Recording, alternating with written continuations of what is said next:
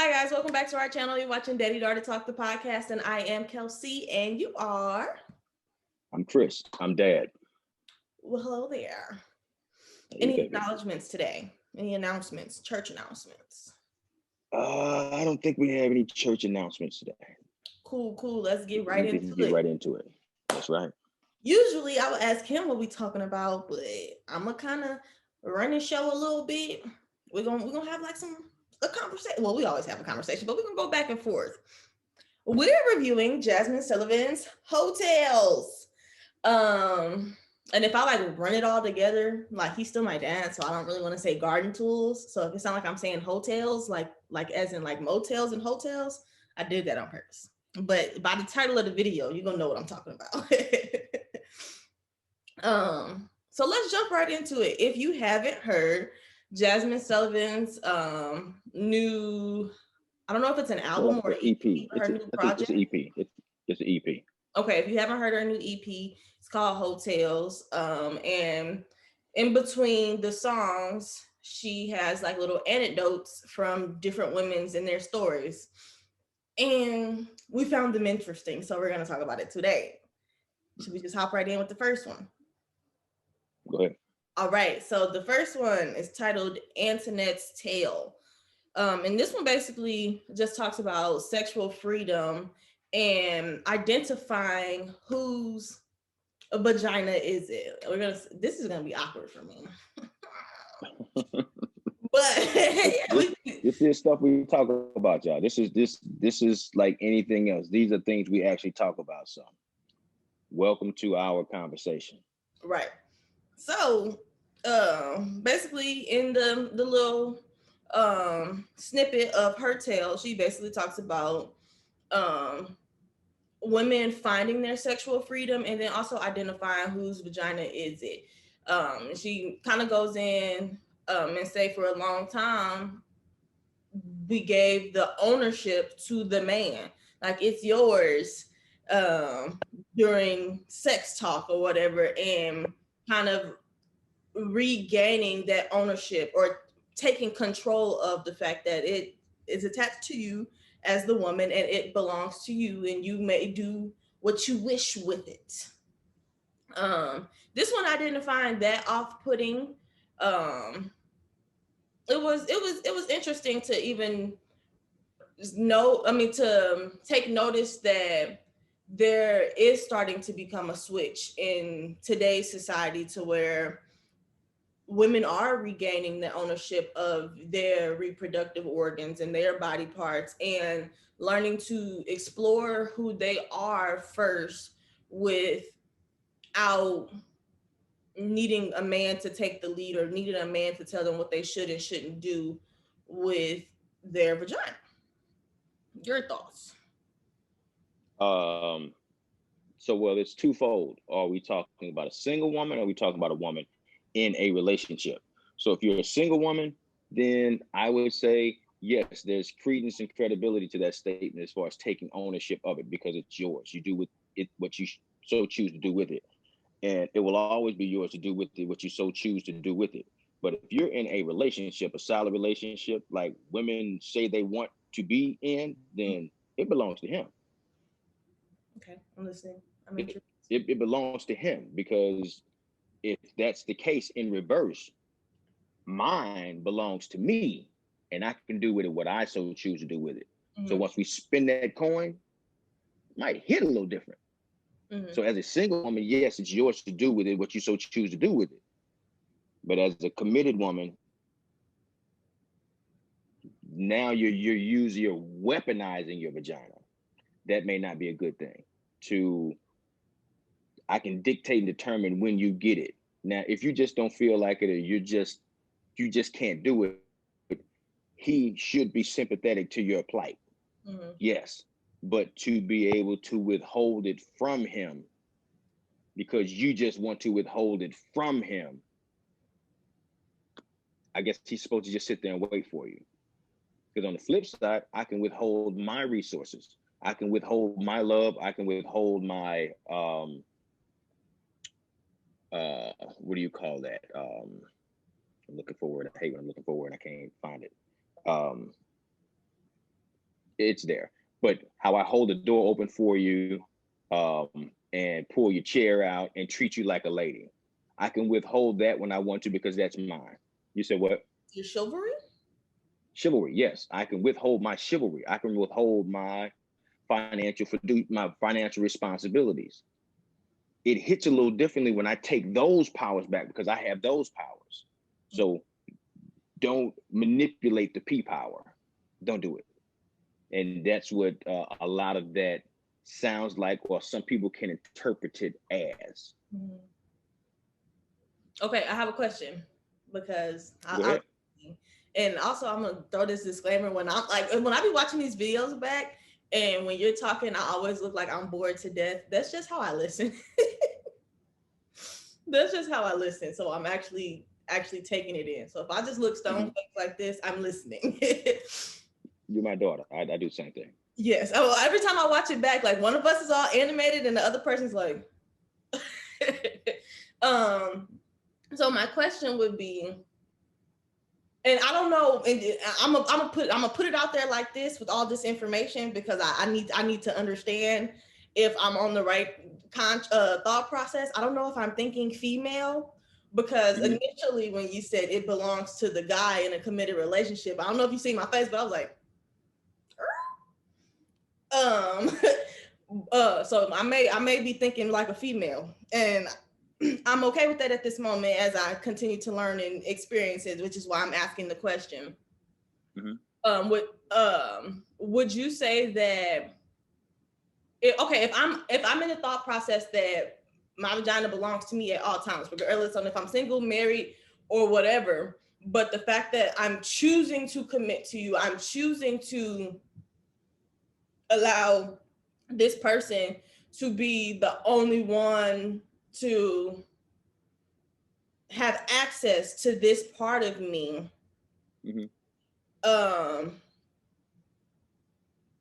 is that technically mean I don't want to say relinquishing ownership in a committed relationship, but I'm going to use that because that's the best way I can describe it. Me choosing to be committed to you, me choosing to only have sex with you, only allow you to be intimate with me with those parts of me. Is that like shared ownership, or is that me relinquishing ownership to you by choice? Well, hopefully it's by choice. Right, obviously. Hopefully it's by choice. If it's not by choice, that's a whole different category. It's a whole different holiday if it's not by choice. That rhymes with cape.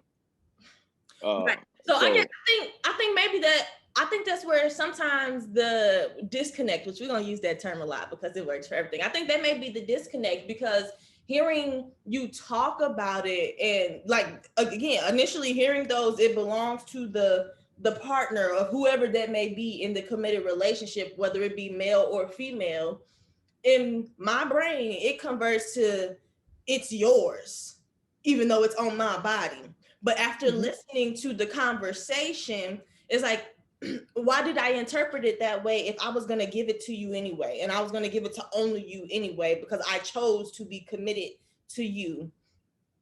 And let me no, go ahead. I'm sorry, go ahead. Yeah, and I chose for you to be the only person that I am intimate with at this moment up until if we ever break off, and I don't have no intentions on giving it to somebody else. So why did that initially trigger a, what you mean? It's mine, it's on my body moment for me. Like I kind of jumped, but I still like I piped down so that I could actually hear what you were saying. And it's like I almost had to reword it in my brain for it to make sense to me. Like it's not like ownership in the matter of you can do what you want to it, but it's a different kind of ownership. It's an ownership of access. Okay. It's an own, but which we will talk about this later on. Speaking the same language, right? You heard the words that came out of my mouth, but what the intent behind those words are. But to answer your question, how did it get to that point? Is because you heard it. Previous to hearing it, that thought may not have ever entered into into your mind, but then I also have to go back to the intent of the deliverer. Mm-hmm. What is their intent? It's so much that goes into it. So is a relationship, a guy and a girl, husband and wife. Let's go husband and wife. Let's go all the way, husband and wife. Mm-hmm. And I go and buy my wife a car. Mm-hmm. The car is in my name, but this is for you to drive at all times. I don't drive the vehicle. You drive the vehicle. You keep up the maintenance on it or whatever the case may be. Mm-hmm. Whose vehicle is it? Because Second, you never have to ask my permission to drive it. right. You know, you can go do what you want to do. If we break up, you take the car with you, but I can take it because it's in my name. Mm-hmm. I went and got the car, paid the down payment on it and all that stuff. It was gained off of my credit, Mm-hmm. but I present it to you. So it's the same thing. It's not that you can just go take that car and run it off the road if you so choose to, which you can, Mm-hmm. but it's access. And some people take these words and those words too far and Mm-hmm. to say you can do with it what you want to do with it. No, you can't do with it whatever you want to do with it, but you can drive this car anytime you want to. Mm-hmm. It requires gas and upkeep, Mm-hmm. but as long as you putting gas in it and upkeeping it, guess what? You can drive it. So as long as I'm putting gas and upkeep into that woman, I can drive the vagina. It's like that. Perfect metaphor. We gotta move on though. Okay. There you go. Next topic. Next one. Next tale. Is Aries tale. Ari. I don't know. And basically the gist of this tale was sex me right and nothing else matters. Mhm. It really irritates me because It's true though. It's true. It's it's true. and maybe it's my lack of experience to where it bothers me. Um, because just like love to me ain't enough to carry a relationship, sex ain't enough to carry a relationship. Because But can both will keep you longer than you should be. mm, okay. Now you on to something. I think I think a lot of a lot of my feelings or opinions about a lot of things are a little it strongly um is built off the fact that I've never been in a situation to prove what I feel any different, because I feel like Mm-hmm.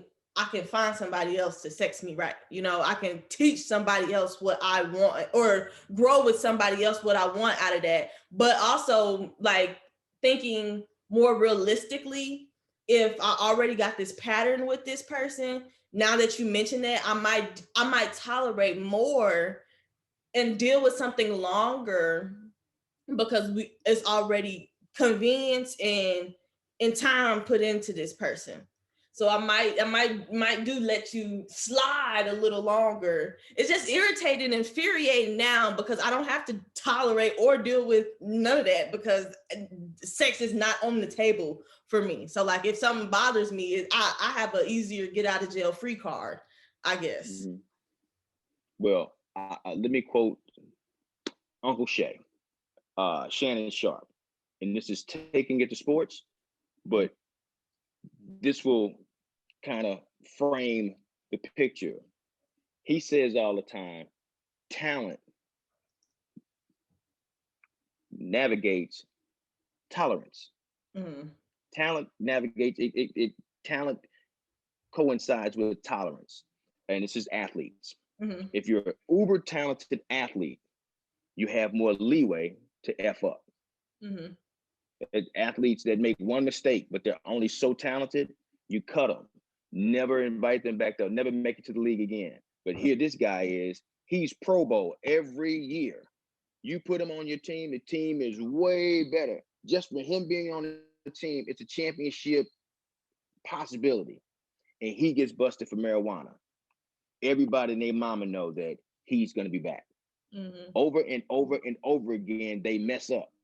but their talent supersedes the tolerance. Gotcha. So that's what she's saying. His sexual talent stretches out her tolerance.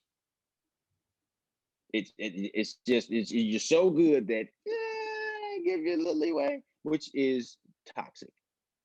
Mm-hmm. That talent can lead to toxicity.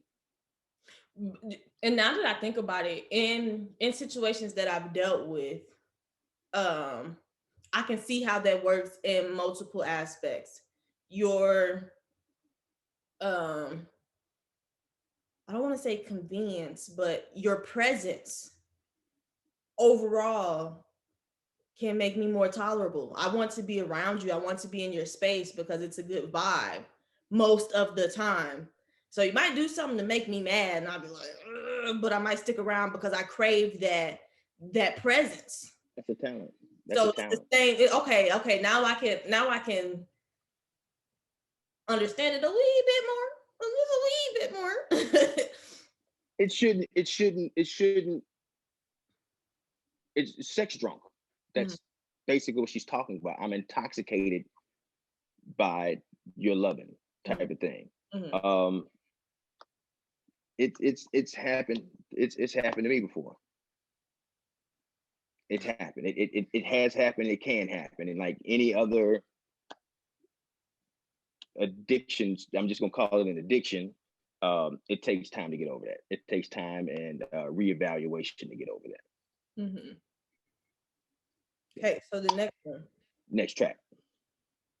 um, Donna's tale. Basically, she's Mm-hmm. saying that we all be tricking for something. Whether you single, whether you got a boyfriend, girlfriend, or whether you husband and wife, you tricking for something. Um, oh, you want him to do this? Let me give him some real quick so he can do what I want. Or vice versa. Oh, you want her to do this? Let me give her some real quick so she can shut up. Or I get what I want. Either way, don't matter if you in a relationship or you not, you tricking for something. And I'm gonna let you go ahead and take it away because I know you got some words for this one. So I'm gonna let you have the floor. Um, what Donna sounds like to me is because I've heard this so many times over the years. It had a different spin and different twist on it. But I call that justification. You're justifying what you do and trying to pull in the commonalities of somebody else's lifestyle. And I disagree with her wholeheartedly. Doing something in a regular relationship compared to doing something in a transactional relationship is not the same as tricking. Like let's really define tricking. First off, it, when we're talking about tricking, if it were not for the presence of a reward or money or something along those lines, if it's tricking, that person would never be around you. Mm-hmm. They would never ever be around you. But to be in a relationship, a solid, committed relationship, if you take away this reward, like she said, well, if you do, if baby, I want this, and I go ahead and give him some, and then he does what I want him to do. If that wasn't available, she would still be around him. So it's not tricking. Is it a tad bit of manipulation? Sure. But if you got to manipulate your partner to get them to do what you want them to do, you might need to reevaluate that situation. At least if I notice that every time you want something, you go off and hook me up, I'm gonna reevaluate you. He, Why you're only doing what you're doing just so you can get what you want out of me. And now I got to reevaluate the relationship. So I disagree with her wholeheartedly that everybody's tricking in in these relationships, because that's what she's talking about. She's talking about relationships versus or a real relationship versus a transactional relationship. all right, so cool. Tricking. We got that one out the way. The next one is Precious.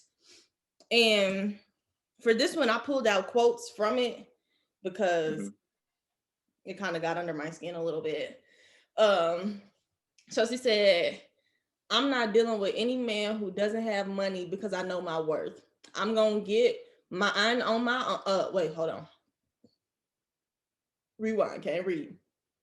I'm gonna get mine on my own and stand on my own, but I'm not gonna deal with no one who can't contribute to what I got going on. Okay, let's hop into that one. That one almost sounds like a double negative to me. I'm gonna get mine regardless, basically. Mm-hmm. But also, you need to have money too.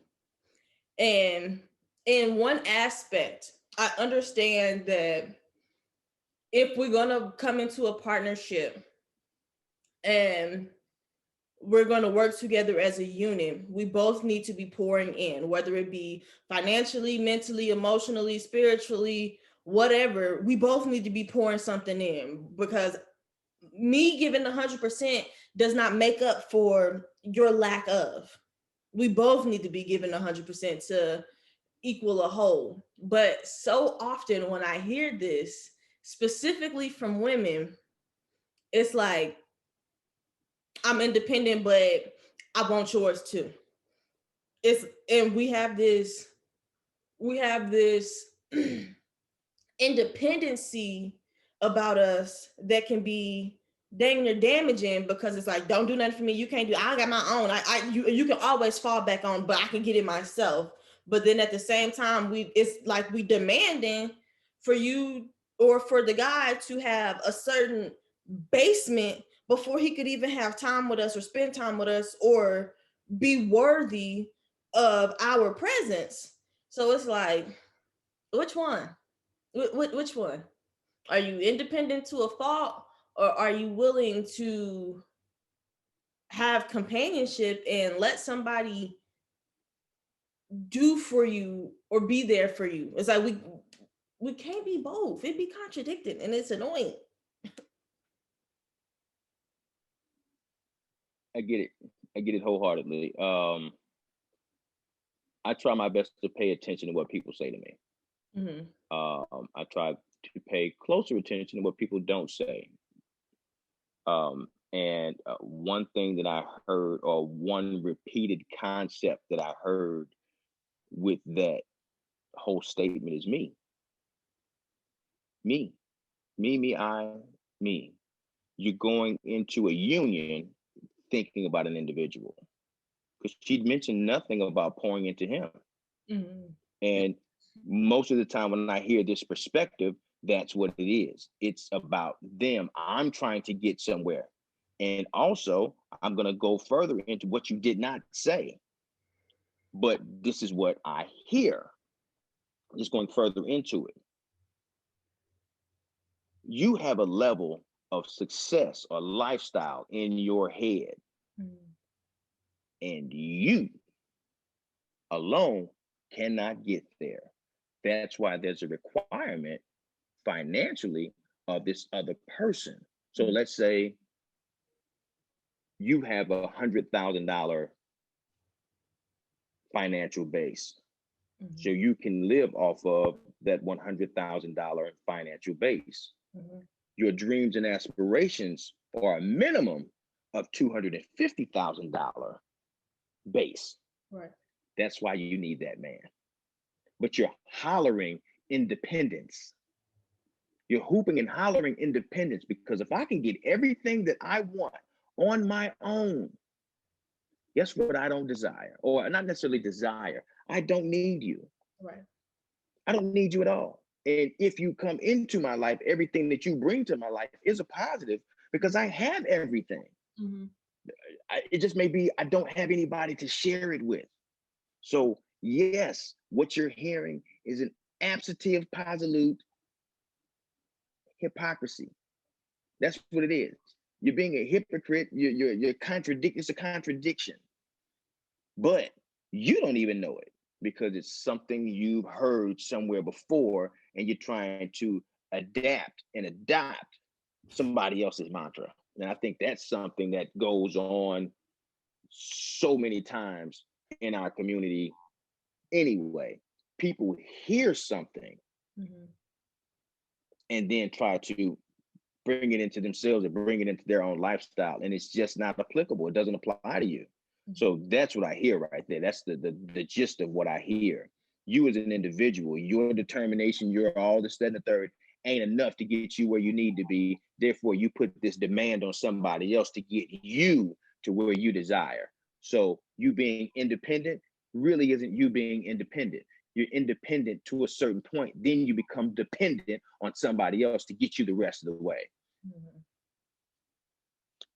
It's a tremendous contradiction.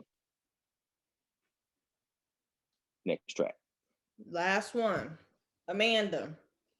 It says, it's a little hurtful that I just can't be confident in being with one person.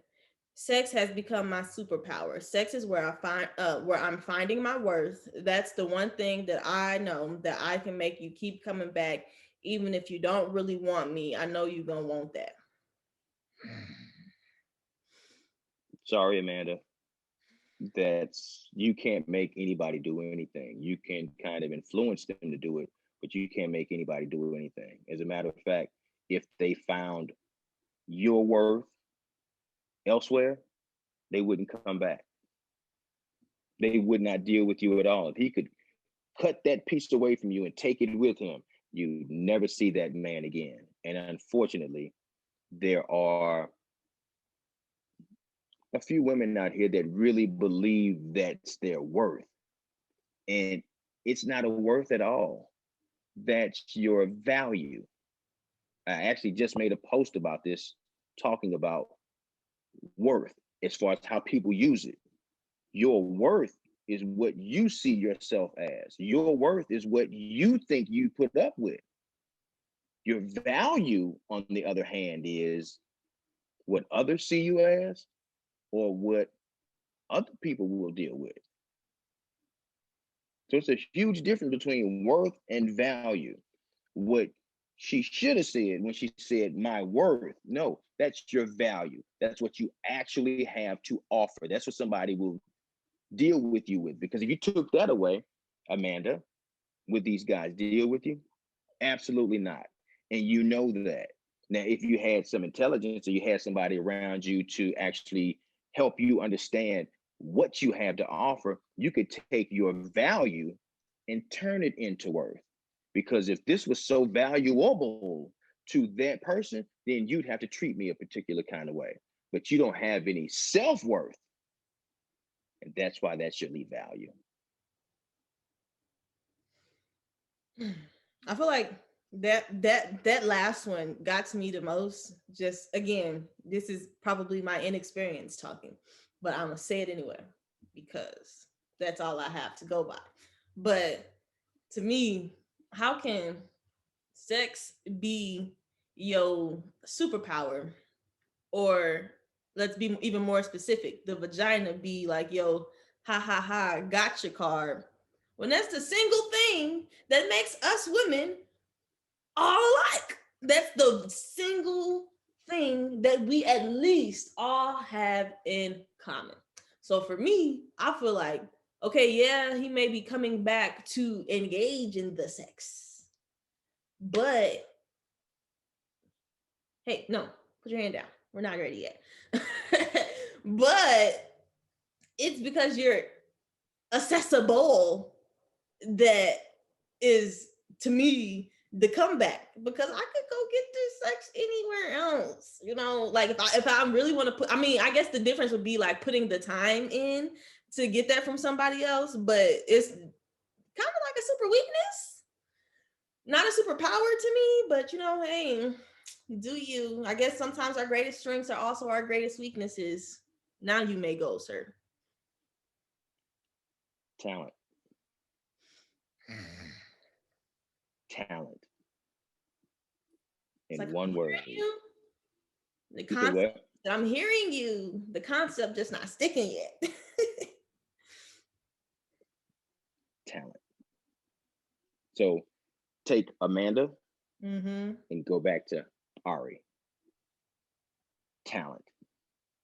Because she's saying she has a superpower.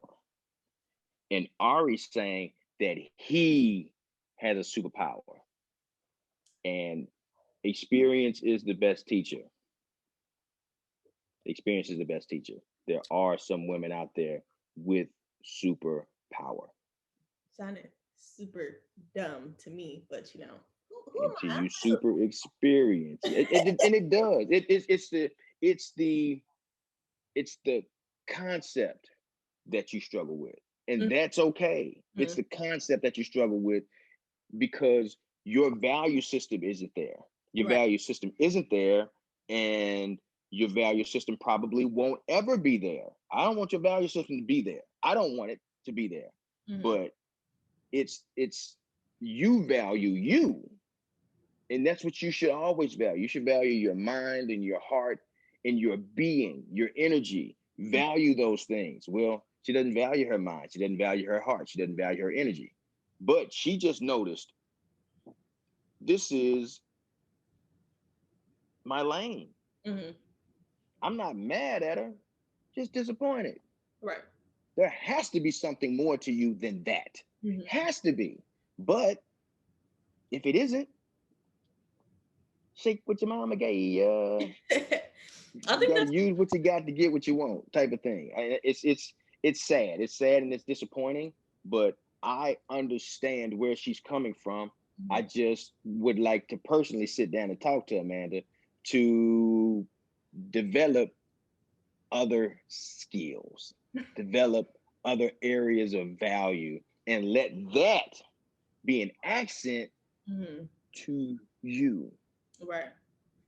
Let that be an accent to you. Don't let that be you. What you say? Make the money. Don't let the money make you. Right.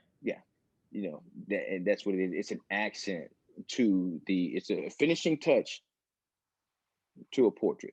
It's the signature on the portrait. I I think as we close up this episode, because those were all of the hotels. So what I like most about how we use this platform, especially not only because like it's a daddy and daughter conversation, but as for listeners, we'll have some experienced listeners, some non-experienced listeners in certain aspects or certain topics that we talk about. But with being able to want to have these open conversations and get different sides and different point of views, daddy and daughter, male and female, young and older than young, and experienced and non-experienced, in like in this conversation, I can't. It's most of these hotels to me are irrational because I I I can't empathize or sympathize with them. I've never been in that position to feel like that would even be a thought process to cross my mind.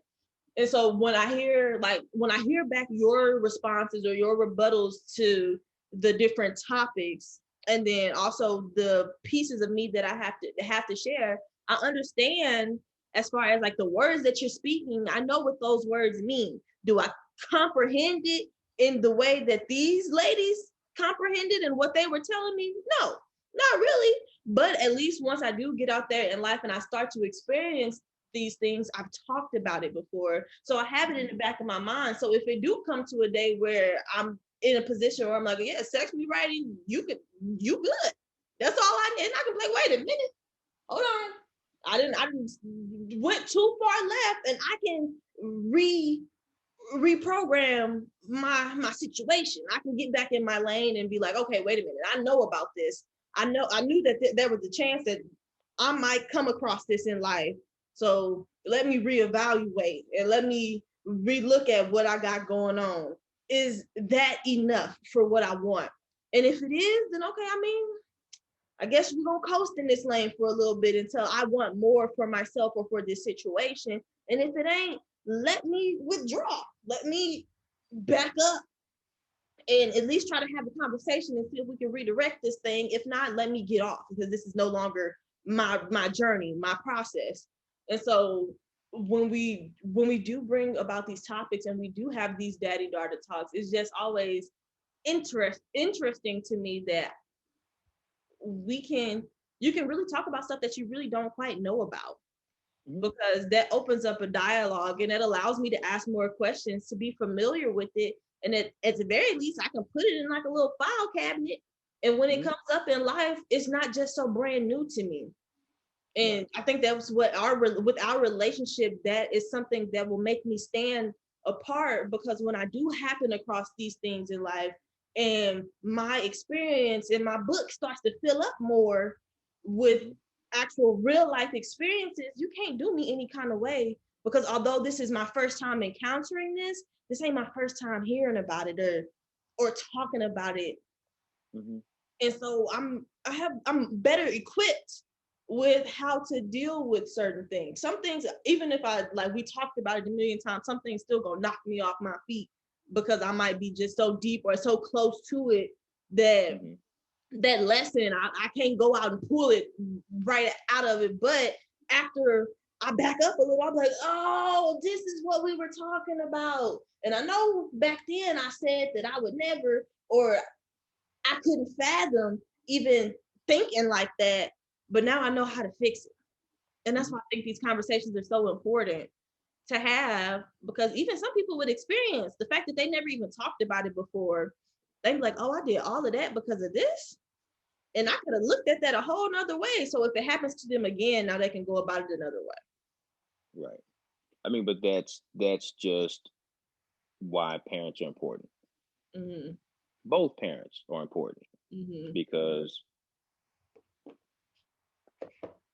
God willing, some point in time you'll be a mother and you'll come in with your perspective, just like you come to this platform with your perspective, and there'll be a father and he'll come to the platform with a perspective, maybe something similar to mine, and then somebody in the middle can gain the lesson, which is the child. Mm-hmm. So we're the parents, and our audience is kind of like the children, so to speak. Not calling anybody a child, but for those that are out there, you can gain knowledge based on the different perspectives and sometimes similar perspectives to what we have. But with that all being said, it's about time we bring this episode to a close. Sure. So you know how we do. Daddy, daughter, out.